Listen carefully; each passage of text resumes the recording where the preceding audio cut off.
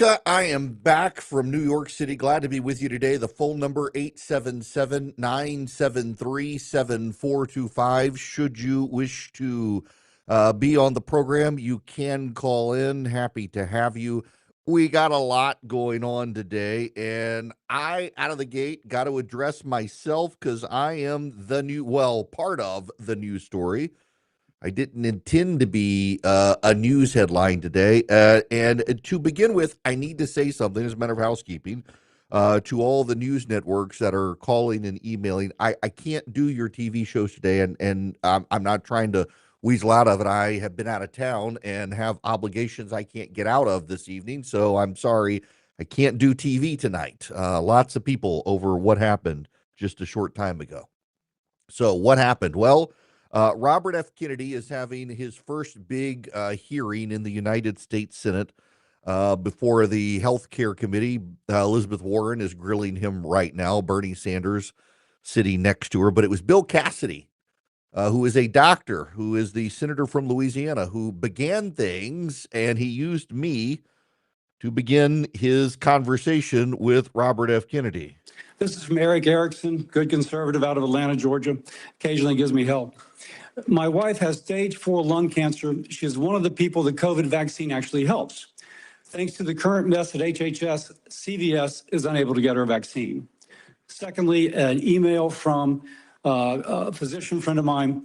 Hey, Bill, I'm not even sure what I'm asking you, but we're all confused and concerned about who can get the COVID vaccine. We are having our attorney try and render an opinion, but there's no firm guidance and concern about liability if vaccines are given to a patient who requests it, but not on the current CDC list. Pharmacists are requiring a prescription now, even for patients over 65, creating a huge headache. I submit these for the record. Without objection. I would say effectively we're denying people vaccine. We actually are in 18 states in particular, and I live in one of them. Let me explain this. And first, a word on the vaccine. If you don't want it, don't get it. My wife, as the senator said, has stage 4 lung cancer. She got the COVID vaccine, the booster, and the whole family did on the advice of her medical team because we didn't want her to get COVID with stage 4 lung cancer. Her cancer is manageable. It's more like chronic illness. She takes a pill every day that keeps the tumors from growing. But the doctors told her that she would probably have terrible side effects from the COVID vaccine, but that COVID itself would be worse than what the vaccines were based on the research. Sure enough, she had horrible side effects from the vaccine, and the booster that she got was even worse. I mean, left her in the bed for days on end. And when she got COVID, it was sniffles for like 48 hours. She had sniffles, and she decided the side effects of the booster and the vaccine were so bad she was not going to get it again. That was 2021, and yeah. She got COVID. I get the flu vaccine every year. I've gotten it a couple times and then got the flu, and my doctor's like, that's because you were exposed to the flu before the vaccine. That's why. I get the flu vaccine and typically don't get the flu. In the years that I haven't got the flu vaccine and got the flu, I've been in bed for a week. My wife felt like she had the flu for a week with the COVID vaccine, and the COVID was just sniffles. But now you fast forward several years, she refused to get the vaccine again. In fact, nobody in my family has gotten boosters since, and I've never gotten COVID. I think I'm one of the last people I know who has never gotten COVID that I've known of. Maybe I've gotten it and just had no symptoms. When my wife got COVID the second time this past October, I don't know that she's completely recovered, and she doesn't have long COVID. It wiped her out so bad, so hard for so long. She was just a zombie for weeks. She went from being able to pull UPS trucks in strongman competitions to not being able to get out of bed. And she's been dealing with, it really wiped out her immune system. And now, look, I know there are people who say the COVID vaccine can cause cancer. My wife got cancer well before COVID. There actually is data that it's COVID, not the vaccine. It's COVID that can, in some people, for reasons we don't know, cause cancer. There are too many weird cancers that have cropped up in people who have gotten COVID. And there's speculation that maybe the COVID vaccine, because it presents as COVID, your body responds the same way. Maybe that's the case. But I'm not dismissing those. I'm just telling you, my wife had cancer long before this. And her oncologist, her cardiologist, her pulmonologist, her general physician, all of them say she should get the vaccine. And she knows when she got the vaccine how bad it was COVID wasn't bad, and when she had not had the vaccine several years later, COVID was terrible. So they wanted to get the vaccine. We live in Georgia, and in Georgia, you have to have that CDC vaccine group meet and sign off on the approved vaccines, or pharmacists in the state can't give you the vaccine. In some states, you can. And in my state, you can get it, but you got to go through the bureaucracy of your doctor's office and try to get a prescription and all that. My wife's going to be fine. She's going to be able to get it. But Kennedy said I was wrong, and he should live the life that we live. My wife literally went to get the vaccine and could not get the vaccine because the pharmacist said they weren't allowed to give it to her. It's not that they didn't have it, it's that they could not give it to her.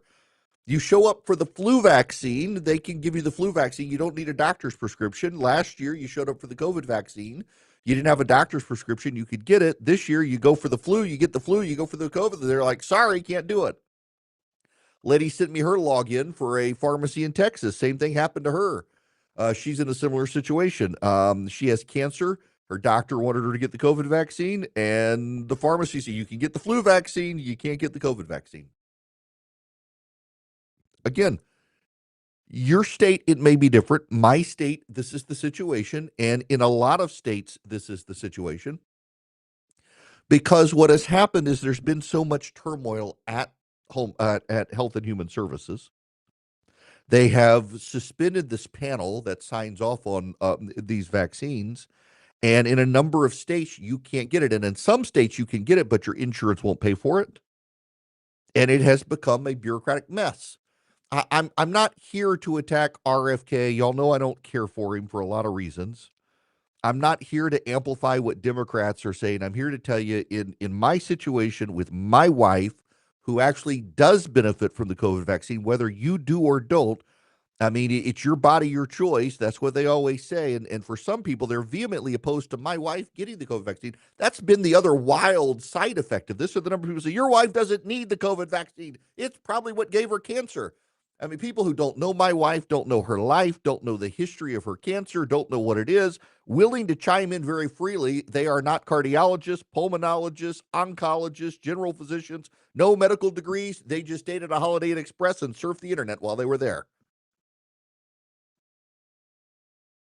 I have talked to a lot of doctors who are running into this problem where they're seeing their patients having to come in to get prescriptions. Again, my wife's going to be fine. She's going to be able to get it, but it slows down the process. And it's the bureaucratic fallout that seems to be happening within HHS, the number of people leaving. And by the way, I support a number of those people leaving. The guy at the CDC who is the into witchcraft and Satanism and couldn't call monkeypox and wanted people to have a good time and not just stop having sex for 2 weeks. So that's where he needed to go. As I said the other day on the program, part of the problem with our healthcare system is that it got politicized by progressives. And so a lot of people do not trust our healthcare system because progressives tried to politicize it. Look at the normalization of transgenderism, where most Americans know it's a mental health issue. Even the people who have trans kids understand it's a mental health issue. They just think that transitioning solves the mental health issue. And they're like, no, this is not a mental health issue. Some people are born in the wrong body. No, the hell they aren't. And medical professionals who are actually progressive activists don't want to tell you the truth because of stigma. It's always stigma. The left helped discredit the system. I don't think Kennedy, who, by the way, is a leftist, probably is, well, I won't go there. I don't care for the guy. But the problem here is not so much him per se, but the bureaucracy at HHS and the level of disruption he has brought to the office. A lot of those people needed to be fired, but not all of them. And there are people in the country today who cannot go get the vaccines that they need because of this situation. And unfortunately, there are a lot of Americans now these days who are so, I don't know, online and woven into this stuff that they become very dogmatic and, well, she shouldn't have it because I read on the internet it can do this bad stuff. But you're not a doctor. You're not my wife's doctor. You don't live in our shoes. You don't walk in our shoes. You don't live our life. And I don't care about your strongly held opinion about my wife's situation. The number of people who think they can offer some cure who know nothing about the cancer that she has, the things that she goes through. But it used to be easy to get her the help she needed. In the Kennedy Health and Human Services Department, they've made it hard for my wife to live a life where she can go get the care that she needs quickly. We should not have to go track her doctor down, get him to write the prescription, send it to the local pharmacy for her to have to get a prescription that last year she could just show up and get the vaccine with no prescription, without having to get her doctor involved with any of that. It's become increasingly bureaucratically harder. And no one who has cancer should have to deal with extra bureaucracy in their life when they already have to go through the hassles of insurance approvals for things and regular doctor visits. I appreciate Senator Cassidy's words, a good conservative from Atlanta who occasionally gives me hell. I do. I give him all hell. I have praised Robert F. Kennedy on occasion, rarely because I don't have a lot good to say about him, but I have.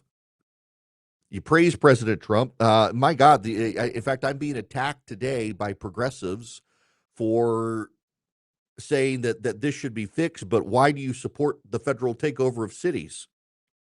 You just can't win with some people who become super politicized. Here's the bottom line. The left politicized healthcare in this country, and I know there are people who disagree with that, but I don't think you can go through the last 4 years and how they handled COVID and then monkeypox, where they told us to shut down the country for 2 weeks to stop COVID, but couldn't tell gay men to stop having sex for 2 weeks to stop monkeypox. You can't say they didn't politicize it. They did. But I don't think Kennedy is taking the politicization out of it. I think he's just adding different politicization to it. And the net result is that many people are having more bureaucracy in their lives instead of less. If you don't want the vaccine, you don't have to get the vaccine. My wife's entire battery of physicians who deal with her life would like her to get it. And she went to get it and was told she couldn't get it.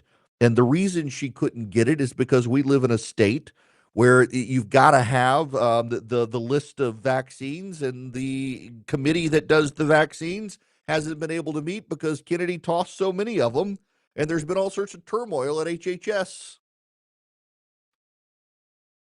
It's like we're in a new dark ages where people forget what worked. We know what worked. And one of the things that always worked was to allow us to live our lives and make the decisions for ourselves without people in Washington on the left or the right making those decisions for us.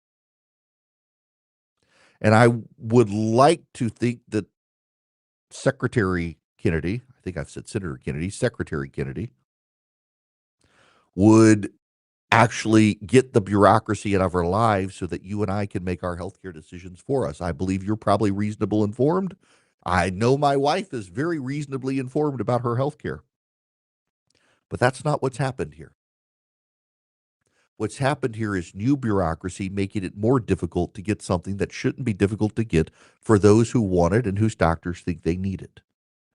And if any good comes out of my tweeting Senator Cassidy, maybe it's that this insanity that's going on right now and the chaos within the bureaucracy of HHS can be solved for everybody.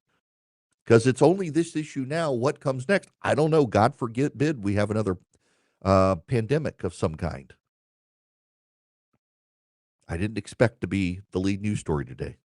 Y'all should see my emails right now. I've got requests from pretty much every single news outlet in the country asking me to come on shows today, and I don't have time to do it today.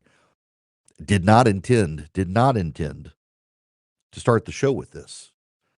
In fact, if you stick around, I'll explain to you why the ending of vaccine mandates in Florida is not the catastrophe that the left is claiming it is. It's actually not. It's not a bad thing what Ron DeSantis and the Surgeon General are doing down there. I'll explain it to you when we come back. But it's just wild to me that in this country, Donald Trump, not Joe Biden, Donald Trump, poured federal money into Operation Warp Speed to develop a vaccine that actually has saved lives, even if you've read on the internet it hasn't. It has certainly helped my wife And now suddenly this second turn of the Trump administration, it's more difficult to get the vaccine that actually helps. It's a choice whether you want it or not. My wife and her doctors chose that she should have it. So why are we having to go through this hassle right now other than incompetence in Washington, D.C.?